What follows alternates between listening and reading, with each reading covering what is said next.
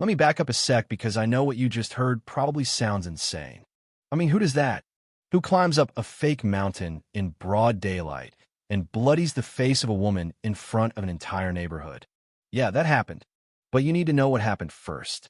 What would push someone like me, a dad who never wanted trouble, to go that far to break every rule in the book just to make sure the right person finally paid for what they did? You see, when my wife died in that wreck, the world got a lot smaller. It was just me and Ethan, my kid, my whole reason for getting up in the morning. And if you're a parent, you get it, your life gets boiled down to this tight, burning point. Keep your kids safe, whatever it costs. So we moved to Pine Hollow, thinking, new star, quieter place, maybe some peace for Ansaha. Yeah, joke's on me, because what we found wasn't peace at all, just a different kind of war, a place where people fight with paperwork and yard signs instead of fists. And standing at the front lines of that was Karen Westbrook, the HOA president.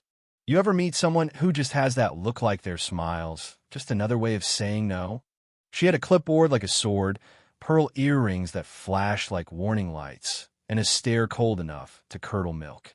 From the minute she saw Ethan, she had it out for him 3 fines in 2 months, one for him climbing a decorative tree, another for a plastic turtle in the garden, and the third because he laughed too loud by the fountain. I'm not kidding. She said his laughter was a threat to visual harmony. The truth is, she hated seeing someone as free as Ethan.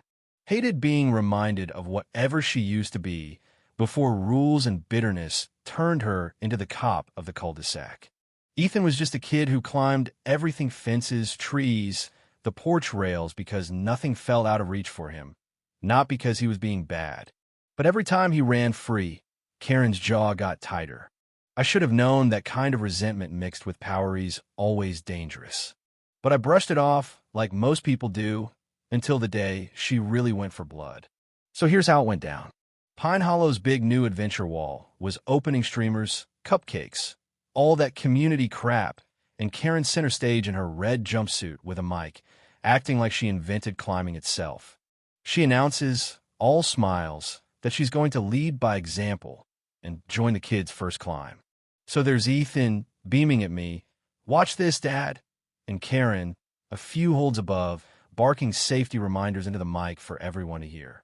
And then, while nobody else is watching, she leans over, fingers quick as a snake, and subtly unclips Ethan's safety carabiner. Not all the way, just enough. You had to be looking close, and I was. The harness still looked secure, but one slip was all it'd take. And then, right on cue, Ethan's foot misses, his weight shifts, and the clip pops free. You ever hear the sound of a kid hitting the ground from 30 feet up? It's not a scream. It's not a cry. It's this gut-punching gasp, like his whole soul's been knocked right out of him. I dropped everything and ran, pushing people aside. Ethan's arm twisted, blood at his mouth, his eyes rolling. He whispered, "Dad, I slipped." But he didn't. She did. Karen just stood up there, still holding that damn mic, still smiling at the crowd. This is why safety procedures matter, folks. Some kids just don't listen. I lost it. I accused her right there. "You touched his gear." And she leaned in, cold as ever, and hissed, "He should have stayed on the ground, just like his father." And in that second, something snapped inside me. Not grief rage, not fear, just this ice-cold clarity. I knew what I had to do. So I climbed.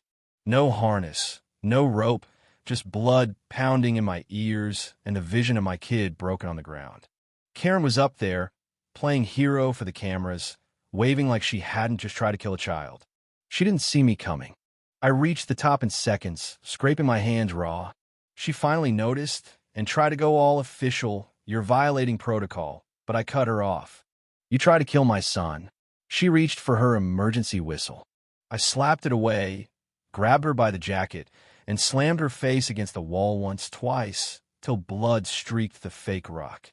The crowd below gasped. No one stopped me. No one even moved. I leaned in and told her, "You don't get to hide behind rules now. Not after this." I dragged her down the wall, wrapped her own climbing line around her, made her feel every jolt, every slam like justice, like a warning. At the base, I didn't let her go. I dragged her toward the pavilion post, tied her up with 3 climbing ropes, right in front of everyone, and threw the ends to the crowd. Pull, I said. And you know what? They did. Neighbors she'd bullied for years over lawn chairs, mailbox flags, dog barks, they stepped forward and helped. Karen screamed as she was yanked across the turf, her badge ripped from her chest, her face pressed to the ground she used to rule. But I wasn't done. I strapped her to the climbing wall itself, arms out, badge taped to her forehead, a monument to everything she'd done. I grabbed the mic, smashed it on the wall so hard it burst with a shower of sparks, and said loud, "No need for amplification. This is what happens when power forgets people, when fear gets to wear a badge and call itself order." And then I left her there, tied up, exposed, alone. She stayed there for 6 hours. No one came to help. By sunset, someone taped a citation form to her leg charge. Crimes against decency. Next day, it all fell apart.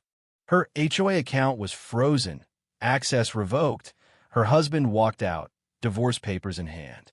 The neighborhood held an emergency meeting, no more banners, just folding chairs and 40 angry people finally telling the stories they'd kept quiet for years. The vote to remove her was unanimous. She was done. Finished. Her house went dark, mailbox stuffed. Then one day a moving truck came, just 2 guys, no family photos, just bare essentials, like she was escaping a fire she'd started. They say she moved 2 counties over, works nights at a motel. Maybe that's true. Doesn't really matter. Her voice is gone. And when a tyrant goes silent, everyone else starts to speak. You could see it in the neighborhood after kids chalking the sidewalk, moms planting lavender, veterans building a garden where the wall once stood. No fines, no rules, just life. I didn't run for president. I just walked my son to school, watched him heal, watched him laugh again. But he carries the scar she gave him, and he asked, "Do you still hate her?" I told him no. I don't forgive her either. But hate, that's her thing. We don't need it. Because, honestly, what I did up there wasn't about hate. It was about drawing a line, stopping someone who'd used power to make everyone small. That wall, once her throne, became her shame. They never rebuilt it. Now it's just wild grass and kids' bikes, a scar where her rules used to be. And I guess that's justice, not perfect, not pretty, but honest.